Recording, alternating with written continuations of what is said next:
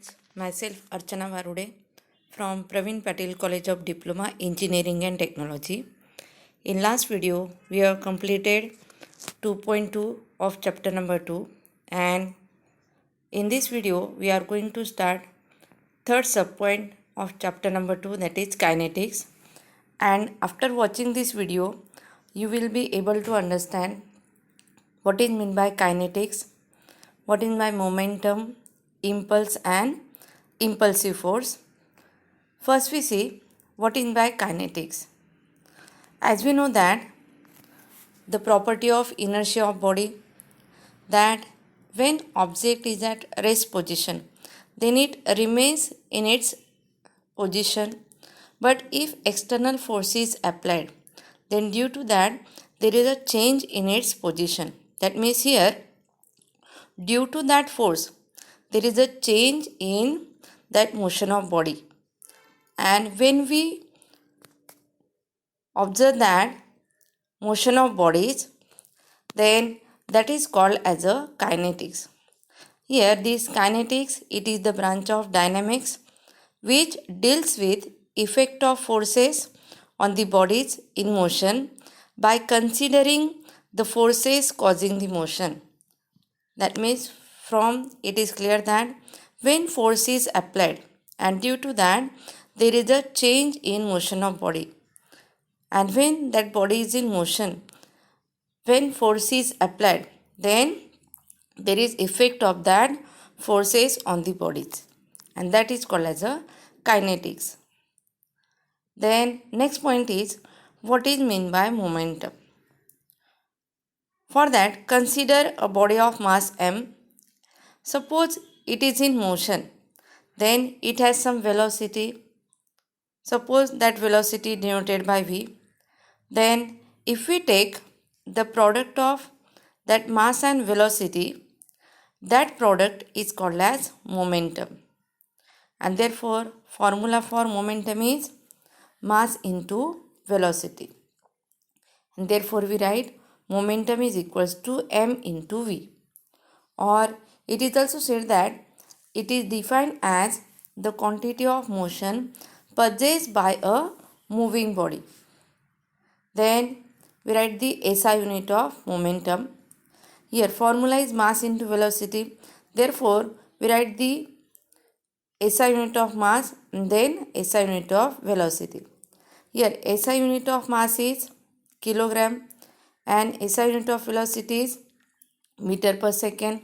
Therefore SI unit of momentum is kilogram meter per second, or that unit is also called as Newton per second, and it is a vector quantity. Here vector quantity meaning means it requires magnitude as well as direction. And this photograph shows that the formula for momentum. Here we know the definition of momentum is it is the product of its mass and velocity. And for momentum we use the symbol P. It is equals to m into v, where P means momentum, m means mass and v means velocity. Unit of mass is kilogram, unit of velocity is meter per second, and therefore unit of momentum is kilogram meter per second. Then what is meant by impulse?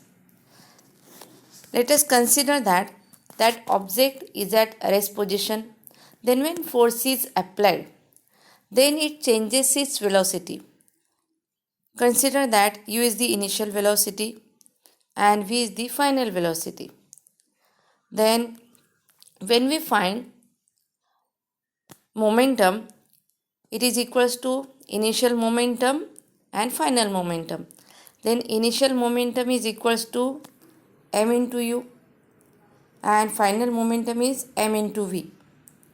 Then if we find the change in momentum, that means difference in momentum, then it is given by mv minus mu, and that is called as a impulse. And therefore we write the definition as it is defined as the change in momentum, and where this m is mass of body, u is initial velocity and v is final velocity. And here the formula is also written as, here m is common, therefore m as it is in bracket v minus u. Then we write SI unit for impulse. Here formula is mv minus mu, that means change in momentum. Here two quantities are used. First is mass and second is velocity. And therefore SI unit of impulse is kilogram meter per second, or it is also written as Newton per second. And it is also vector quantity because it also needs magnitude and direction. Then what is my impulsive force? For that, consider one example, that a football hit by a player. Then here the kick applied by a football player is impulsive force. That means here force is applied on that football. And here from that definition of impulsive force is, it is the force which acts for a short time and produces considerable change in the momentum of body is called as impulsive force. And therefore formula for impulsive force is impulse upon time. Then here we write the SI unit of impulsive force. Here in earlier slide we write that unit of impulse is Newton per second. Therefore here in numerator we write Newton per second. Upon here unit of time is second. Therefore second get cancelled, we get SI unit of impulsive force is Newton. Then we solve examples.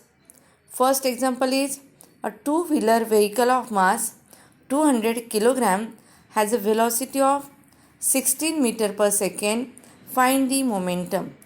Here two values are given. First is mass and second is velocity. And here we have to calculate the momentum. Therefore write the value of mass as 200 kg, velocity as 16 meter per second. Then formula for momentum is mass into velocity. Then we put the values of mass and velocity. We get momentum is equals to 200 into 16. And therefore final answer is momentum is equals to 3200 kilogram meter per second, or it is also written as Newton second.